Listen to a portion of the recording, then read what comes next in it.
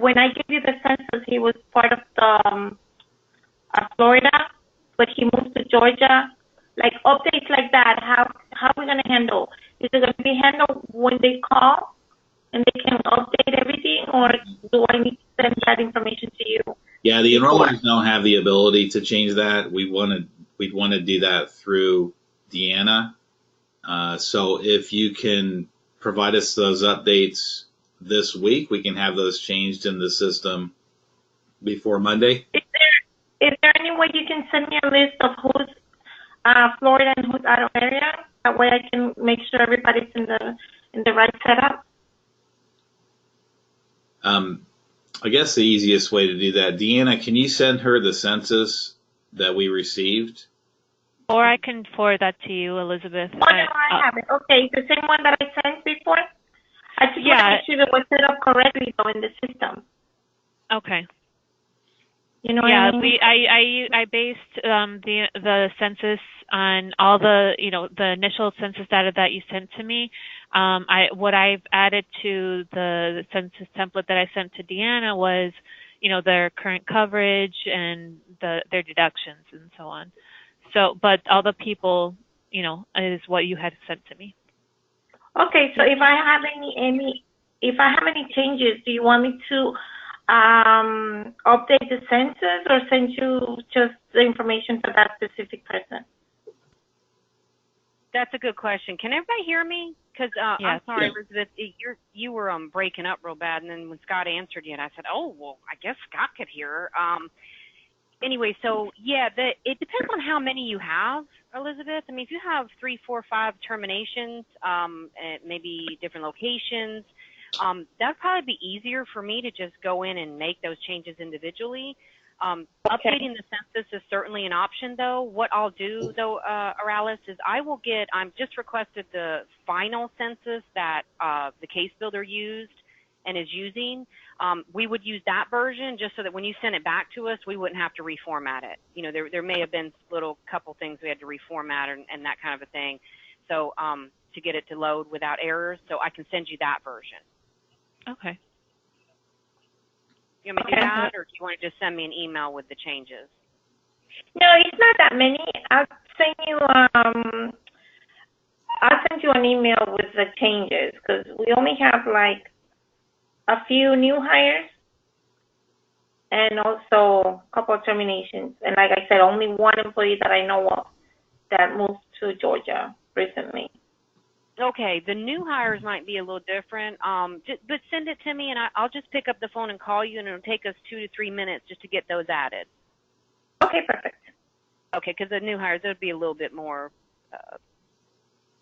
information that I'll need than what you want to put in the email. So, but definitely just put all that in an email, and then, or maybe just right after this call, you and I can chat. How about that? That sounds good. Perfect. Okay.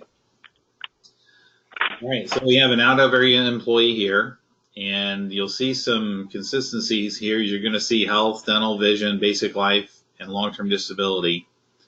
The health just depends on where they live, like we said, and then you have the trans products. Accident, critical illness, term life, and then disability. They have 2 options there. So the health is the difference. Another difference is they do have executives, an executive class. And I believe, and somebody please confirm this, that the main difference there, or the difference, is that they have a company paid STD and LTD. That's correct. That is correct. Okay. And there's a handful of those. So if you pull up an executive, you'll see it a little differently. But this will be the majority of the population. All right, so let's go ahead and click through here.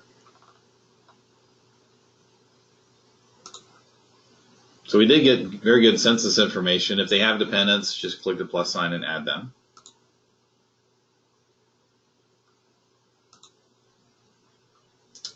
I may have been in here before. Okay, so out of area, so I told you that you have UHC and NHP. So this is UHC, they're outside of Florida, and then you'll see 3 NHP plans if they're inside of Florida. So it's pretty simple. It's not that complicated.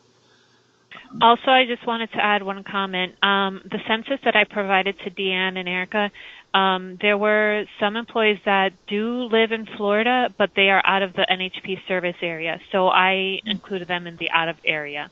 That's a good point. That's good to know. Yeah. Okay.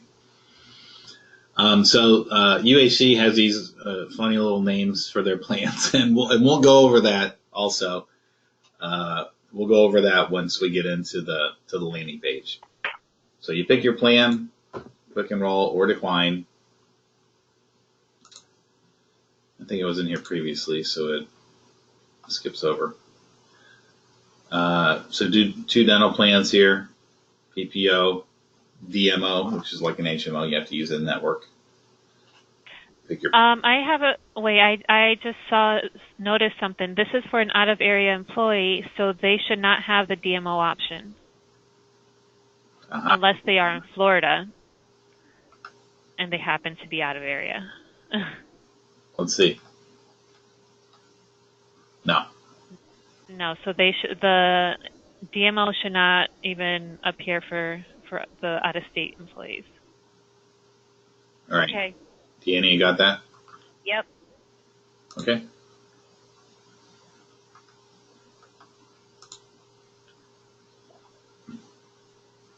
Now I have a question, and this is just my not being familiar with the program here. So is this an HSA?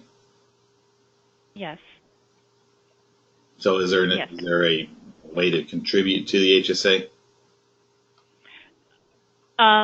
Yeah, well, Elizabeth, do you still have that account open with Health Equity? I do. I just got to provide them with the new policy number, is it? Yeah. So do employees know how to advise you of, if they want to contribute towards that? You know what? I'm assuming that it's going to be the same way Florida Blue was, that once they have an enrollment into an HSA, they're going to receive the packet with all the information in it. Correct? Not necessarily, no, because Health Equity and Blue Cross, they work together because that was the bank that they had a contract with Blue Cross Blue Shield. But since you decide to stay with that bank, but you're moving medical carriers, that's something that, that you have to advise Health Equity now, when an employee has decided that they want to participate in the HSA. I will contact them again and see how that's going to be handled. Okay.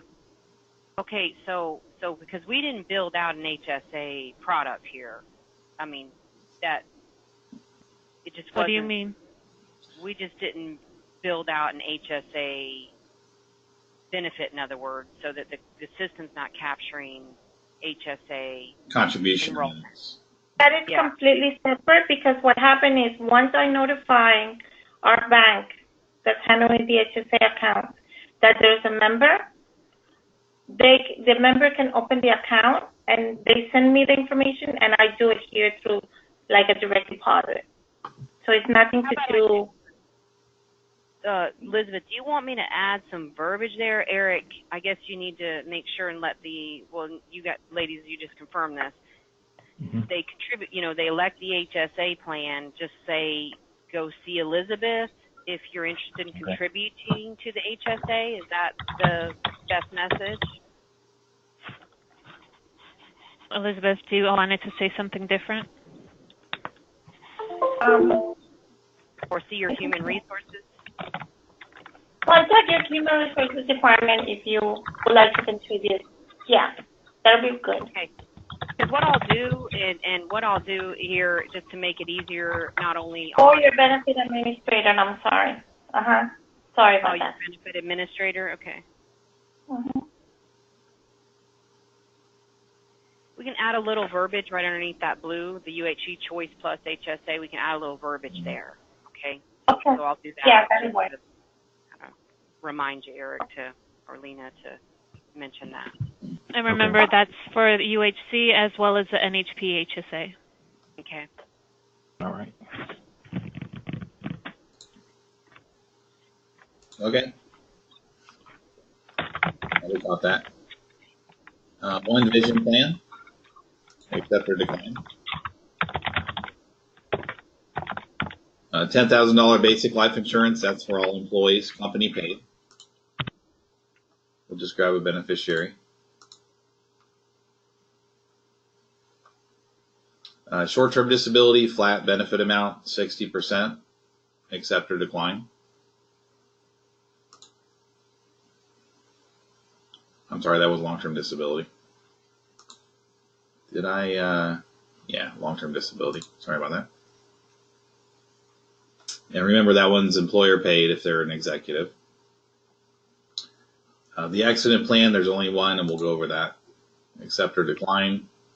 There's a few questions when it comes to worksite products.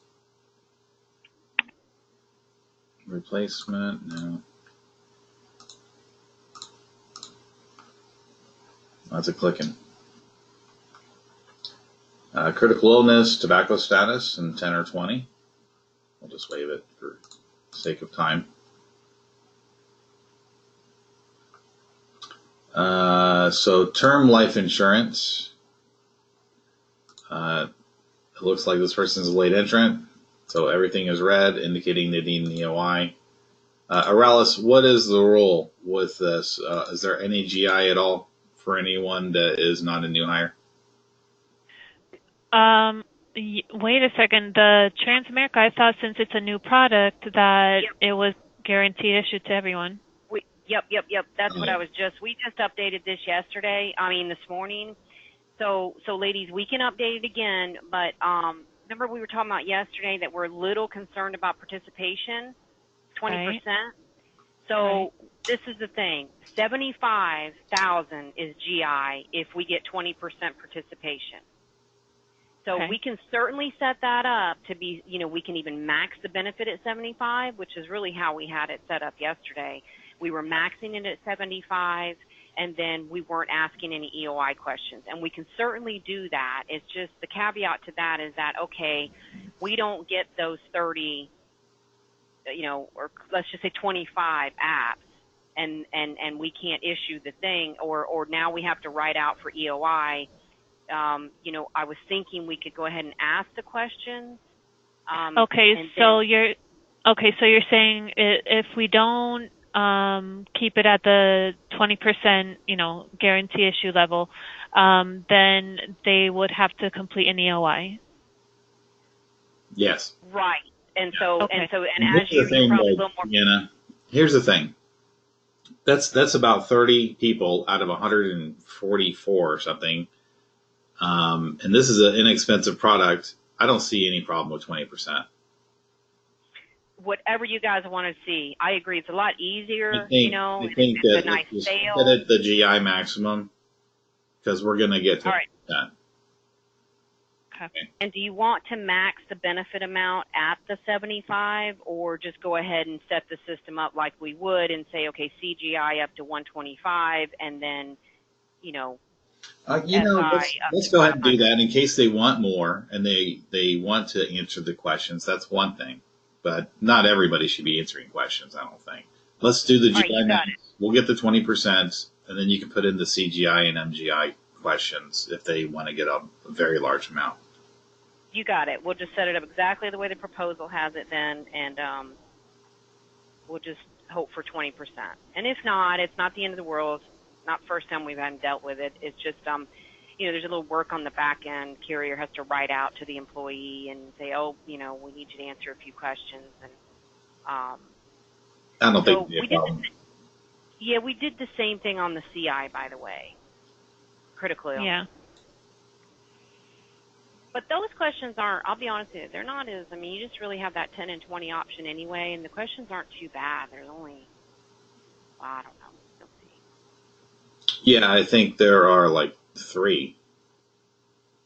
Right, but I do think that there are a few employees that I think the questions are regarding like cancer or any other obvious critical illness is in the past 10 years, and I'm sure that there are a few employees who have had those issues. So I don't know. This is another plan that you need 20%, correct? Correct. Well, I don't know what you think, Scott. Let's do GI. So don't ask the questions on the CI? No. You got it.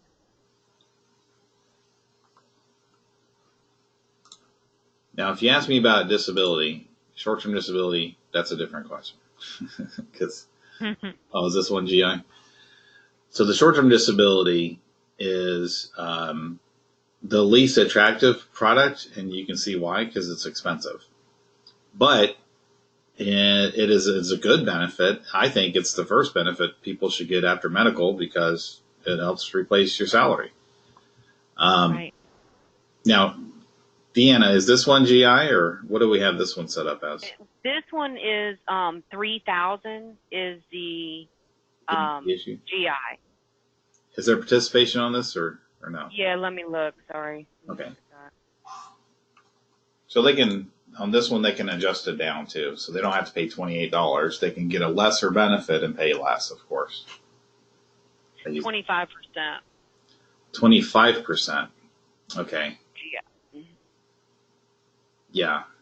This one we definitely should ask the questions because it's not likely we're going to hit 25%. And if we don't hit 25%, we've already asked the questions up front. So Trans doesn't have to go chasing them down to get that resolved.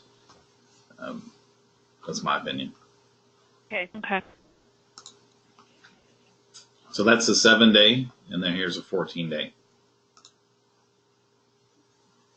You can use the slider there too. So we'll edit these. So we'll have guarantee issue on the critical illness or accident, critical illness, and the term life. I don't see a problem hitting participation on either one of those. Accidents, GI, no matter what. And then we'll just have questions on the disability. And those questions, they're not crazy. Sign a submit page if you want to make your changes. Click the box, sign for the employee. Click the box, sign as the enroller. Confirmation form. And did we have this, Deanna, set up for a confirmation email? If we don't, we will, because we talked about that yesterday. So I believe I had that in my notes. Okay. So the employee will receive an email confirmation, guys, so you can just let them know that. Right. A lot of times they'll ask, am I going to get a copy of something? All right, so now that person is complete. So that's an out of area. Let's look at an NHP person. I was in here earlier too.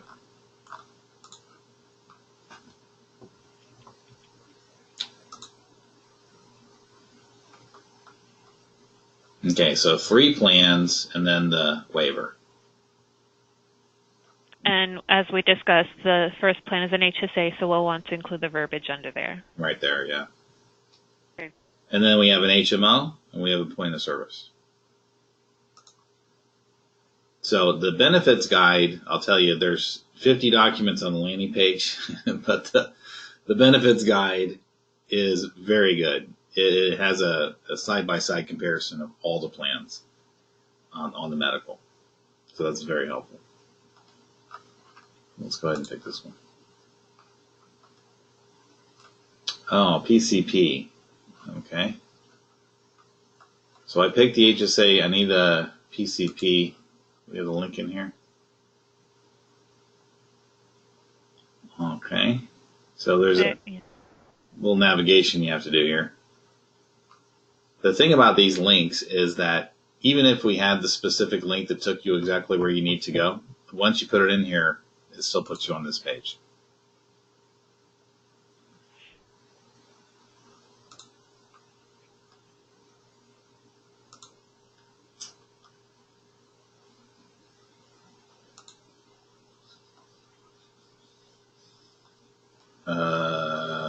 Let's see. You go down to NHP, to neighborhood health. Did we pass it? What? Oh, there it is. NHP. Yeah, NHP HMO POS access. That's the one. Okay. And then you can just change the location and put in your area.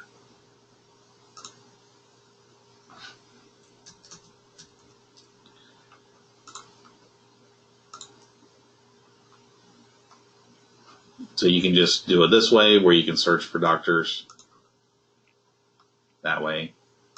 Primary is what we're looking for, PCPs. And then, of course, you can use that search bar on the previous pages, of course, to find them that way. And this, you can actually leave this open if you want, because it opens in a new tab for future reference. So you don't have to click so many times.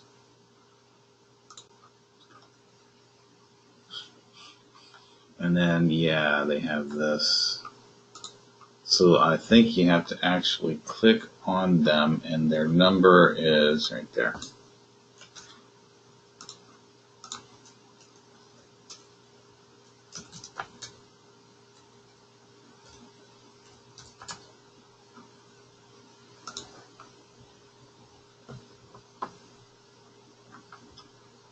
Okay, 2 dental plans, which is correct. The HMO and the PPO.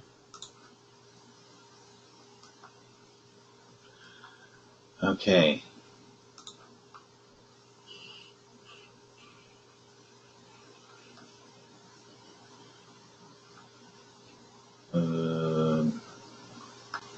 It'd be provider search. Same thing, right? It's a different for the dental and the vision. So if you click on the for dental, go ahead and click there.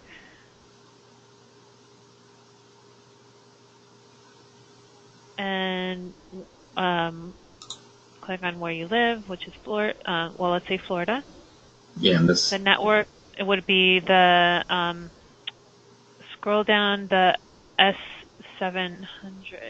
I believe it is. S700. I just saw it. Hold on a second. Is it Solstice? Yes, Solstice S700. That one. There you go. And that information is also in the employee benefit guide. It's, I believe, let me see what page it is. I think it was the second to last page, and it lists the networks that you need to go to. Okay.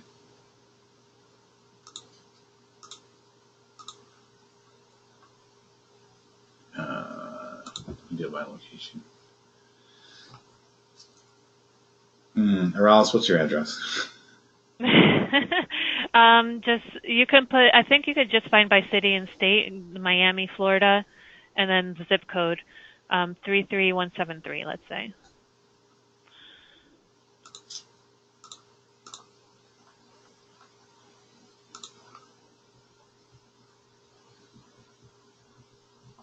Yeah, so again, I'd have these two open on the side for ease of use here.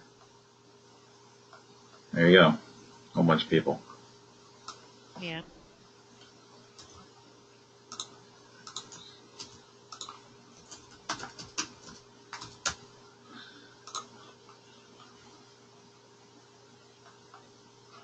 One vision plan. Basic life insurance. Company paid. We don't have to go through the rest of this, but that's the difference. The medical plans are the difference. Right. Oh, a company paid short-term disability.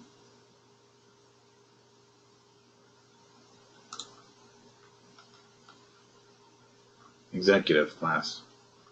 Okay, good. Well, at least you see the difference there. Yeah, so short-term and should be long-term as well. There it is. Flat 60%. Short-term and long-term. All right, so we can go back to, where is it? There we go. So you've seen the system. It's just like all of our other enrollments that we do. The difference is the medical plan, UHC or NHP, and you're going to have to find providers for some of those plans. PPOs, I don't think require the PCP information, but the HMO. Right. HMOs do. So this is the link. Well, for NHP, I'm sorry to interrupt. The NHP plans, all the HMO and the POS, they both require a PCP. Okay.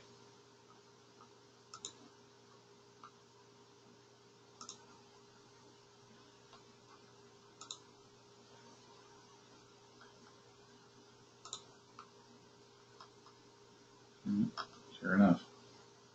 Okay. Just want to make sure. Sure. All right, so this is a landing page. There's a ton of documents out here. When the enrollment is occurring, new trans products, the full slate link to make an appointment. And there's a ton of stuff here, but the benefits guide is going to be your best thing that you should be using probably. Now, I do have also the brochures and the proposals for the worksite plans, so you can get all those nitty-gritty details. I know you guys are very familiar with trans, but so this is the benefits guide. This is like 22 pages. So like with all Morris Reynolds benefits guides, there's a ton of extra information in here that we don't necessarily use, but I'll scroll down to the medical, how to enroll, eligibility, all that good stuff. This is what I was referring to. So NHP, POS, HMO, or this is the HSA, POS, HSA, HMO, and regular POS, and then United Healthcare plans. So this is, I would even print this thing out and have it next to me if I was enrolling. So side-by-side comparison of what's the copay, what's the deductible, what's the co-insurance, what happens if I go to the hospital. Of course, on those, the high deductible plans, or the HSA plans, you're going to have to meet your deductible first, which is very common. Emergency room, urgent care, and I'm not going to go through this entire list here with you, but this is a very good benefits guide to put everything in one place here. Prescription drugs, and you'll see the plan documents out there as well on the site, and then you'll see separately the prescription drug. Not the formularies, but the rider. Yeah, and it has the same kind of details. This is a summarized version of that, though, so that's nice. But essentially, $10 across the board for generics, 30 or 35 for, well, it depends, but 30, 35, or 50 for formulary brand name drugs, and then 60 for non-formulary. And you guys are familiar with that.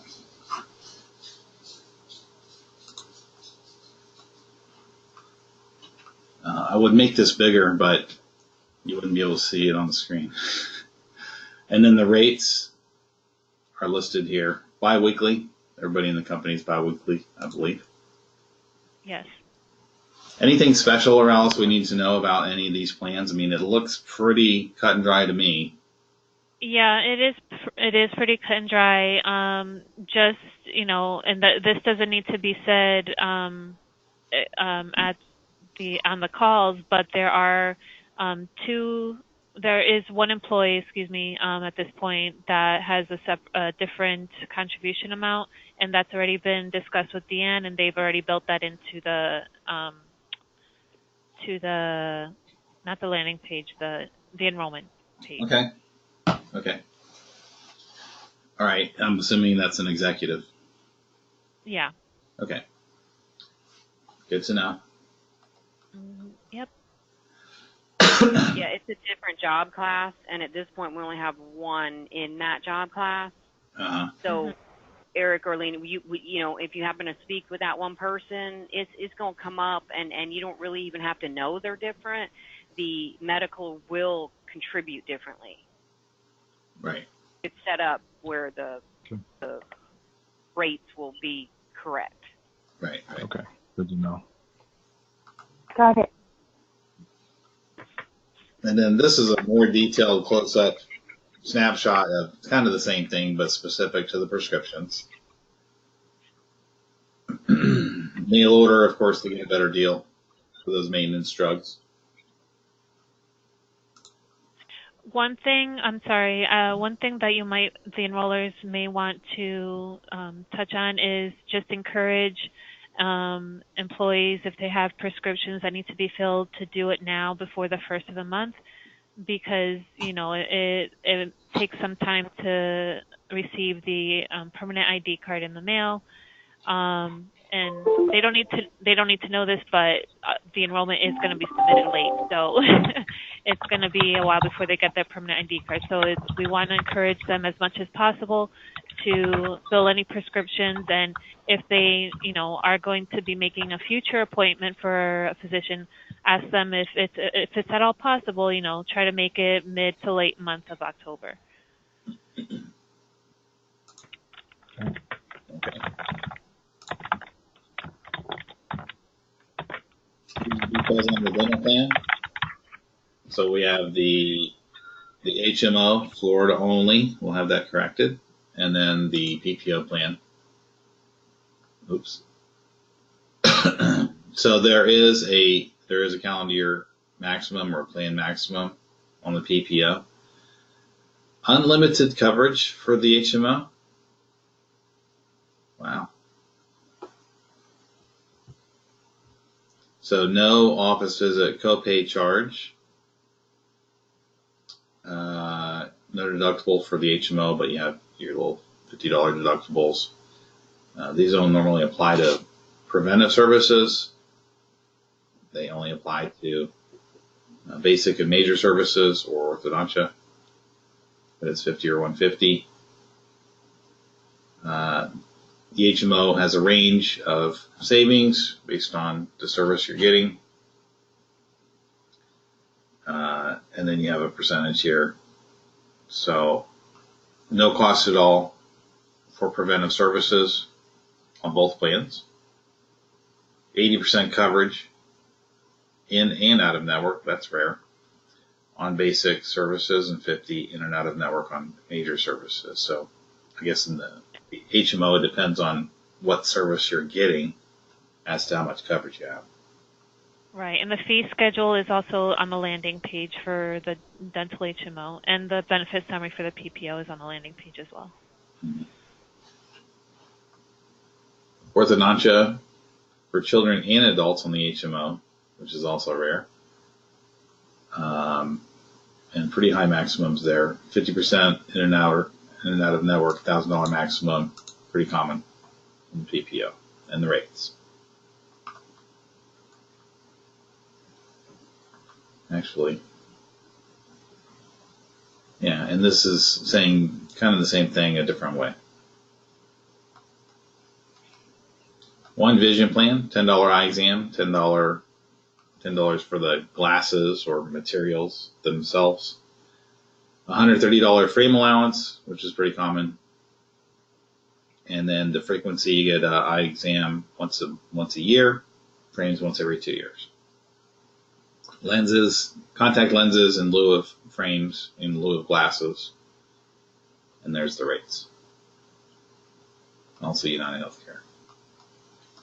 Basic life insurance and AD&D, $10,000, all employees. We saw that in the system. And then long-term disability, it's a voluntary product, 60% of your salary is the flat benefit amount. Sun Life is the carrier. And then it gives you some eligibility. 60% up to $6,000, so it depends on the person and how much they make. 180-day elimination period for long-term disability, pretty standard.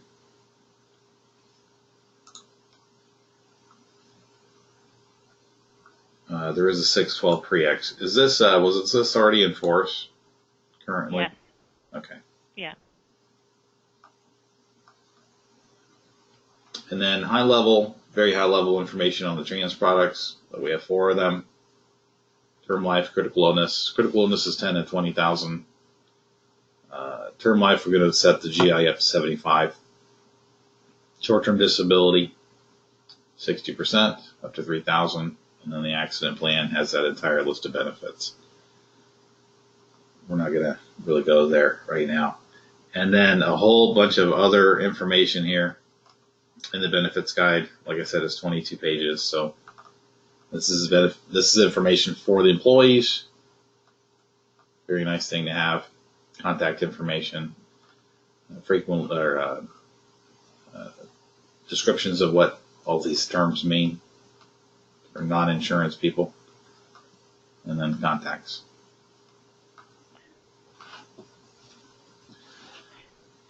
Okay. I'm sorry, do you want to scroll up on that page, on page 21? Yeah. I just want to make sure. I thought that I included the networks on page 21. Yeah.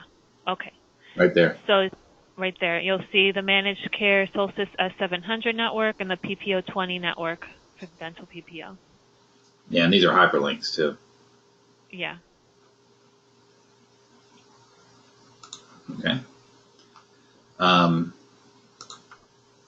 So that pretty much covers everything. You'll see in the scheduler it is very full. And Eric, of course, you know how to grab yours. What happened? Oh, anyway, you don't need to see it. There's a bunch of them. When you log in, you'll see them. There's two. We have them kind of segmented because we're doing extended hours here, 8 a.m. to 8 p.m. So, Eric, you have the first one, the first shift, and then Alina has the later. So you will notice. Okay. No. I can't get in for some reason. But, screen sharing. So if they're in front of their computer, you, of course, can do what I'm doing here and use the GoToMeeting to share your screen with them so they can see the screens as you're clicking through them. I think a lot of the population won't be in front of a computer, but if they are, you should offer that. Well, everyone will either have access to their desktop or laptop, or if not, phone. And some employees who don't have either, they will have the availability of going to one of the locations, and they're going to have stations with computers for them to use for open enrollment. Okay. Yeah. Good. I didn't know that. So more detailed information, if someone asks you a question that is not in the benefits guide, first I would refer to the landing page with these tons of documents that are here. And outside of that, reach out to Deanna for a question, and we'll go back through Morris Reynolds. But there's a ton of information out here, so you should have everything that you need.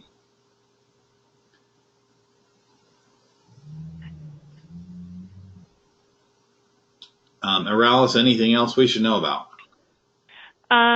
No, I think we covered everything. And just like I was saying earlier, just remember for the medical to encourage employees to pick up their prescriptions early, to make any future appointments a little bit later in the month, just to ensure that they are active in UHC system. Once they have been advised that they are active, then they can go on to myuhc.com and register, and that way they can print a temporary ID card.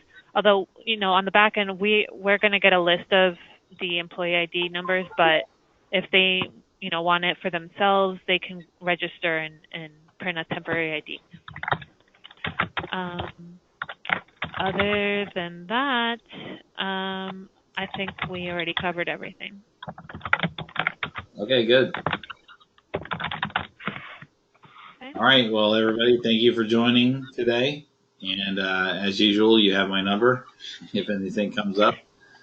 I would encourage you to go into the system, log in there, and navigate around, just in case you see something you have a question about or whatever. Make sure you can access the system. That's number one. And you're able to see employees and everything. But we've got a couple of tweaks, it looks like, to make to the system, but that's easy, and we've got today and tomorrow still to do that. So thanks a lot for helping out. Thank you. I appreciate your help. Bye-bye. Yes. Thank you, everybody. Thank you. Bye-bye. Thank you very much. Good day. Bye.